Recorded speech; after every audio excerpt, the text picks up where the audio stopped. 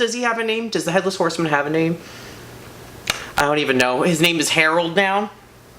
Harold? I guess so. I mean, nothing says, "Ah, I want your head," like Harold. Or I could be the nanny from Muppet Babies. Hello, babies. You're not Jenny Slate. I could be, though. Watch. Money, please. We have a Patreon. Money, please. We're going to read a very special book today. It's The Nightmare Before Christmas. 20th Anniversary Edition. So Tim Burton wrote a dedication of sorts in the front of this book. It says, "Nightmare has always meant a lot to me. To revisit it after 20 years and adding a few additional illustrations has been a special experience. I hope you enjoyed the new edition." And then his signature, which reads, The Nightmare Before Christmas. Written and illustrated by Tim Burton. It was late one fall in Halloween land, and the air had quite a chill. Against the moon a skeleton sat, alone upon a hill. He was tall and thin, with a bat bow tie. Jack Skellington was his name. He was tired and bored in Halloween land. Everything was always the same. "I'm sick of the scaring, the terror, the fright. I'm tired of being something that goes bump in the night. I'm bored with leering my horrible glances, and my feet hurt from dancing those skeleton dances. I don't like graveyards, and I need something new. There must be more to life than just yelling boo." And out from a grave with a curl and a twist came a whimpering, whining, spectral whist. It was a little ghost dog with a faint little bark and a jack-o'-lantern nose that glowed in the dark.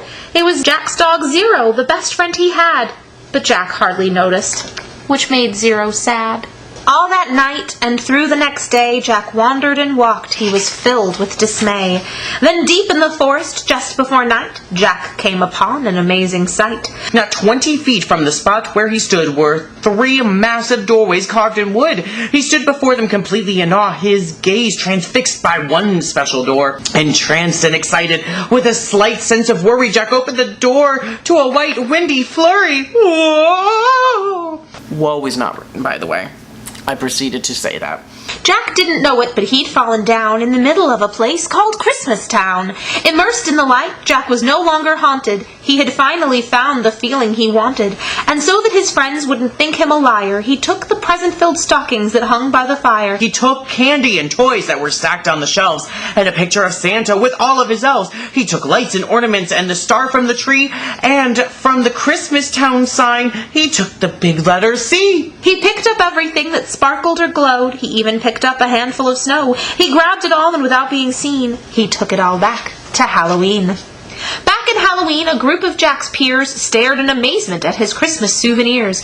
For this wondrous vision, none were prepared. Most were excited, though a few were quite scared. For the next few days, while it lightened and thundered, Jack sat alone and obsessively wondered, why is it they get to spread laughter and cheer while we stalk the graveyard spreading panic and fear? Well, I could be Santa and I could spread cheer. Why does he get to do it year after year? Outraged by injustice, Jack thought, and he thought, then he got an idea. Yes, yes!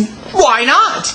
In Christmas Town, Santa was making some toys, when through the din he heard a soft noise. He answered the door, and to his surprise, he saw weird little creatures in strange disguise. They were altogether ugly and rather petite. As they opened their sacks, they yelled, "Trick or treat!" Then a confused Santa was shoved into a sack and taken to Halloween to see Mastermind Jack. In Halloween, everyone gathered once more, for they'd never seen a Santa before. And as they cautiously gazed at this strange old man, Jack related to Santa his masterful plan. My dear Mr. Claus, I think it's a crime that you've got to be Santa all of the time. But now I will give presents and I will spread cheer. We're changing places. I'm Santa this year. It is I who will say Merry Christmas to you. So you may lie in my coffin, creak doors, and yell boo. And please, Mr. Claus, don't think ill of my plan, for I'll do the best Santa job that I can. And though Jack and his friends thought they'd do a good job, their idea of Christmas was still quite macabre. They were packed up and ready on Christmas Eve day when Jack hitched his reindeer to his sleek coffin sleigh. But on Christmas Eve, as they were about to begin, a Halloween fog slowly rolled in. Jack said, "We can't leave! This fog's too thick! There will be no Christmas, and I can't be Saint Nick!" Then a small glowing light pierced through the fog. What could it be?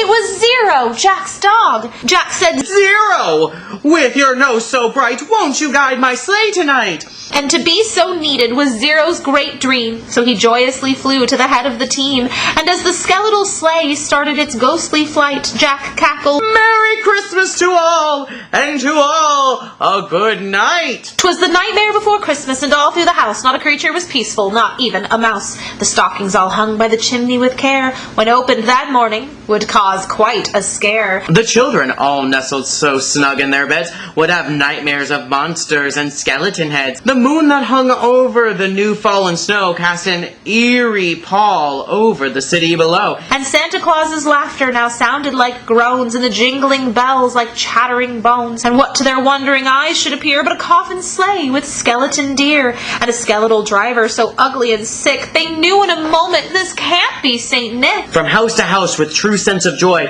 Jack happily issued each present and toy. From rooftop to rooftop, he jumped and he skipped, leaving presents that seemed to be straight from a crypt. Unaware that the world was in panic and fear, Jack merrily spread his own brand of cheer. He visited the house of Susie and Dave. They got a Gumby and Pokey from the grave. Then on to the home of little Jane Neiman. She got a baby doll possessed by a demon. A monstrous train with tentacle tracks, a ghoulish puppet wielding an axe, A man-eating plant disguised as a wreath, and a vampire teddy bear with very sharp teeth. There were screams of terror, but Jack didn't hear it. He was much too involved with his own Christmas spirit. Jack finally looked down from his dark, starry frights and saw the commotion, the noise, and the lights. Why, they're celebrating! It looks like such fun! They're thanking me for the good job I've done. But what he thought were fireworks meant as goodwill were bullets and missiles intended to kill. Then amidst the barrage of artillery fire, Jack urged Zero to go higher and higher, and away they all flew like the storm of a thistle until they were hit by a well-guided missile. And as they fell in the cemetery way out of sight, was heard, Merry Christmas to all, and to all a good night! Jack pulled himself up on a large stone cross, and from there he reviewed his incredible loss. I thought I could be Santa. I had such belief. Jack was confused and filled with great grief. Not knowing where to turn, he looked toward the sky, then he slumped on the grave and he started to cry. And as Zero and Jack lay crumpled on the ground, they suddenly heard a familiar sound. My dear Jack, Said Santa, I applaud your intent, and I know wreaking such havoc was not what you meant, and so you are sad and feeling quite blue, but taking over Christmas was the wrong thing to do. Sorry, Santa got a little angry. I hope you realize Halloween's the right place for you. There's a lot more, Jack, that I'd like to say, but now I must hurry for it's almost Christmas Day. Then he jumped in his sleigh, and with a wink of an eye, he said, Merry Christmas. and he bid them goodbye. Back home, Jack was sad, but then, like a dream, Santa brought Christmas to the land of Halloween. Oh, that was it. The end. Like, share, and subscribe. Like this video, share this video, subscribe to our channel, hit that ding-a-ling button to get those notifications, ding-a-ling. Like our Facebook page. Make sure you support us on Patreon. We have a variety of levels with a variety of exclusive content available to those that donate, and we graciously thank you, like this. And have a spooktacular day. See you tomorrow for another video and another themed week. I wonder what it's gonna be. Woo!